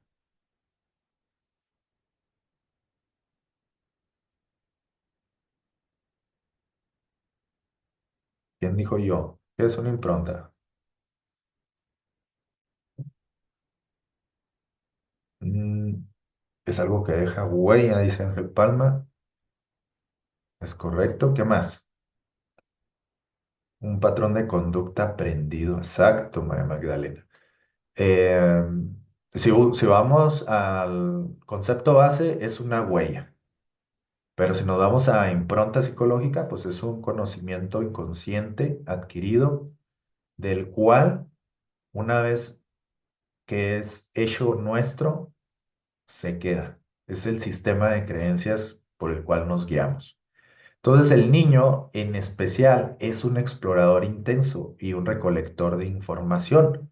Así genera su actitud, personalidad, valores y demás herramientas útiles para su progreso humano. Una marca, un patrón de conducta, una etiqueta que se puso y se hace propio una creencia. Dice Azucena, ¿es correcto? Es un sistema de creencias, son conexiones neuronales y que generan más que conexión neuronal y también tiene su lado psicológico, porque con base a ese aprendizaje que se hizo en ese momento, se genera una forma de ser, una percepción muy individual. Por ejemplo, hace poco, no sé si ustedes se dieron cuenta que hubo una polémica ahí de una grafóloga que ella defiende a capa y espada su concepto de la grafología como disciplina. Y de ahí nadie la sacó, o sea, ella dijo, la grafología es una ciencia y es esto y es lo otro. Pues está dentro de su sistema de creencias. Y es muy complicado que una persona quiera cambiar su sistema de creencias porque es su identidad. O sea, si a una persona le quita su sistema de creencias, es como si tú amas la pedagogía y el día de mañana llegan y te dicen, ¿sabes qué? Oye, la pedagogía está mal basada, nunca existió, no debe de seguirse practicando. Tú dices, ah, caray, pues no. Obviamente, pues ya tienes una formación, hay historia, hay investigación y todo esto, pero el, la impronta es lo que te va a generar tu identidad o te va a ir formando la identidad con el paso del tiempo. Introyectar, yo creo que no, porque introyectar es consciente. Tú conscientemente decides qué es lo que vas a estar consumiendo y aprendiendo, y entonces lo vas haciendo tuyo. Sí genera, hay tres fuentes importantes. Uno es la información formal, después es lo que viene por nuestros padres, nuestra crianza, y luego viene nuestra genética. Crianza, padres, cultura. Y luego viene la genética, ¿verdad? Lo que tú ya traes por defecto. Y luego ya viene lo formal. Por ejemplo, tú ahora te acabas de dar cuenta de, de la amígdala cerebral o acabas de aprender sobre placer y disfrutar o sobre los cinco pilares. Eso lo vas nutriendo y lo vas haciendo tuyo, lo vas introyectando en tu formación en un área específica. En cambio, la impronta se da de un momento a otro y bueno, lo vamos a ver de hecho en la siguiente clase. En la siguiente clase vamos a verlo y además en la impronta interactúan tres factores. Uno es la emoción, el momento y la interpretación. Esas tres cosas interfieren en una impronta. Pregunta, ¿pero es sano cambiar ese sistema de creencias o falsas creencias? Claro, todos los días nos estamos eh, redefiniendo. Nos estamos resignificando. y debemos de resignificarnos.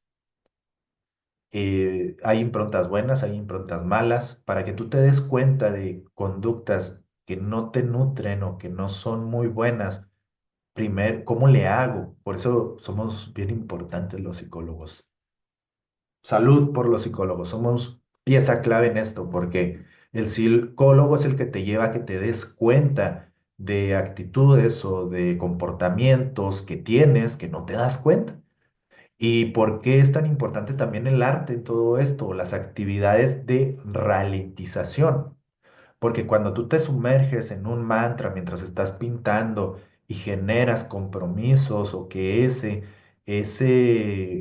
lienzo que estás pintando te hace pensar en el concepto por medio de una intervención que tú estás haciendo, ahí confrontas un pensamiento que te ha estado manipulando o que te ha estado desarrollando en cierto sentido como persona. De nuevo, esto de la impronta lo vamos a ver en la siguiente clase. Te lo voy a explicar así desmenuzadito, así bien, bien clarititito, porque es un tema así amplio y que es muy, muy, muy interesante. Pero sí, constantemente nos estamos improntando. Hay improntas buenas, ¿verdad? Como el amor, el cariño, el cobijo que te dan tus padres. Hay improntas malas, como cuando de pequeño recibiste un regaño del cual tú pensaste que solo era un regaño, pero sin pensarlo se quedó algo ahí interno que te hace ser la persona que tú eres como adulto. Y entonces tú no te das cuenta que estás teniendo problemas por eso. ¿Cómo te puedes dar cuenta? Por medio de una introspección. Pero bueno, eso lo vamos a ver más adelante. Sí. Y bueno, ya para finalizar, les dejo de tarea que se avienten esta película. ¿Quién han visto esta película de Radical de Eugenio Derbez? Si no la has visto, pues te la súper recomiendo. Y si ya la viste, vuélvela a ver, pero ahora bajo esta información que te acabo de dar para que veas dónde hay este tipo de los pilares emocionales, estas improntas que se generan, estas relaciones personales, el ambiente que determina a cada uno de estos pequeños. Sí, sí, dice María Magdalena, sí vale la pena verla otra vez. Sí, véanla de nuevo, pero ahora vayan relacionándola con los contenidos que hemos estado viendo en el desarrollo de este diplomado. La verdad no sé si estén libre la película, pero bueno, pues ahí nos damos nuestras mañitas para poderla ver, ¿verdad? Si creo, no estoy seguro, esta sí no estoy seguro. Creo que el enlace ya está ahí en esta misma clase en la parte de abajo. Pero eso sí les digo, es de terceras páginas, o sea, entras a ver la película y no abras nada por seguridad y bueno, no me quiero meter en problemas, en pocas palabras. Las personas adultas tenemos la responsabilidad social de ser un ejemplo para quienes vienen detrás de nosotros. Sin embargo, los educadores asumen un grado aún mayor de responsabilidad, ya que ejercen una profesión que demanda un alto compromiso y una gran vocación. Les dejo aquí rapidito el trailer, el camioncito. ¿Sí se escuchan? ¿Sí lo escuchan? Vamos a dejarnos enterrar. Nos vamos a sacudir.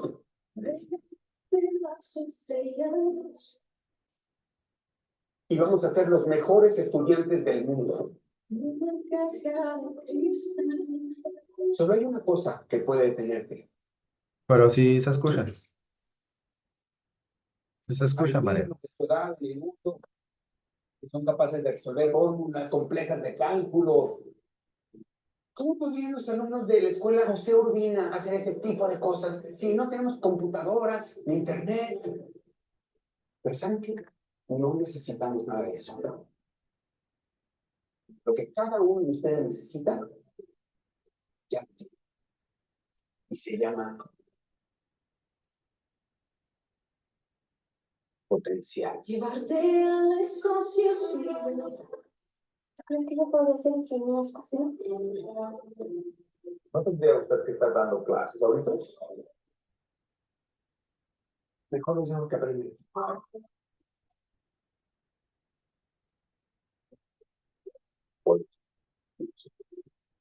Tuvieron educación en los últimos 100 años. Se desconectan, se alejan y los perdemos.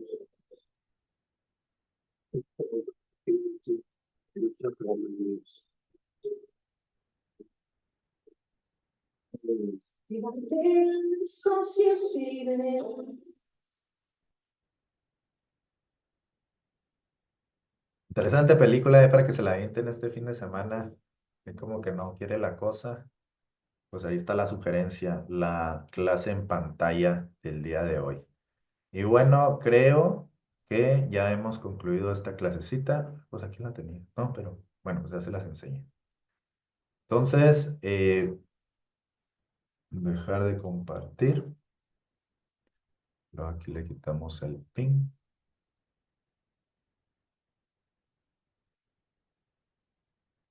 Y pues,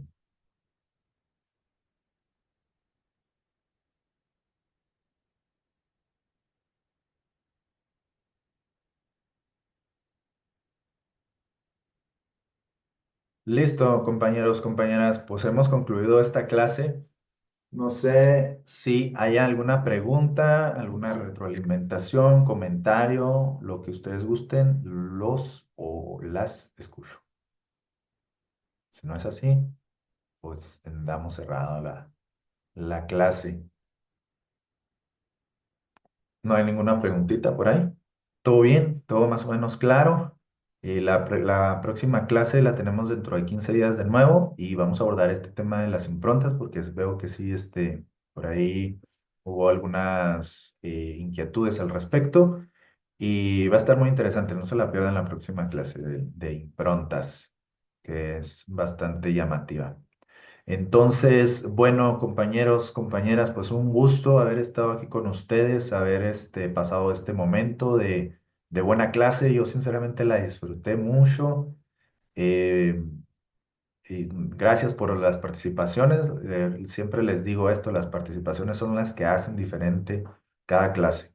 El que tú estés interactuando, rebotando aquí las ideas, nos hace también que ustedes formen parte de mejorar cada vez estas clases. Entonces, de antemano, muchas gracias, les agradezco que se hayan dado el tiempo de generar este compromiso de estar aquí en estas clases.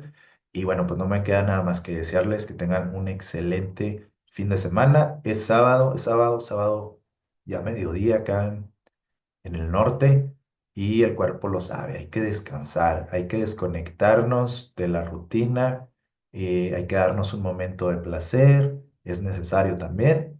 Y bueno, ya el lunes retomamos actividades, esas actividades que nos demandan esfuerzo y que nos hacen disfrutar lo que hacemos.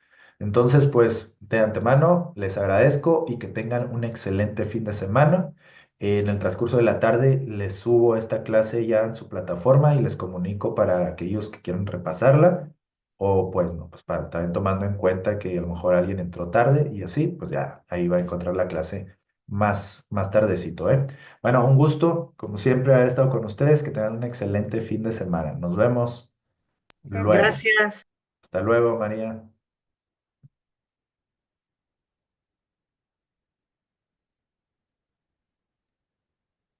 Gracias. Hasta luego, Graciela. Que estés muy bien. Igualmente, gracias.